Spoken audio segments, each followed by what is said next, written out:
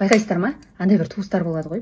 Үйде декретте бос отырсың ғой, күйеуің бір жағына шығып, бірдеңемен айналыссаңшы деп напрягать ететін.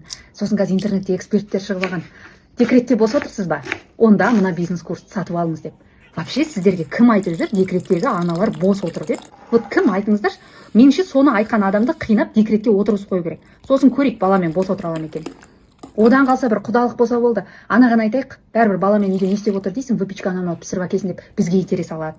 Кім айтып жүр, кім ойлап жүр бос деп? Біз үйде повар, няня, жарты ставкіде мұғалім, жарты ставкіде дәрігер, үйше өзің ауырмауың керек. Оған ақша да төленбейді. Одан қалса суткаге шығатын охранник құсап, не ұйқың дұрыс қанбайды.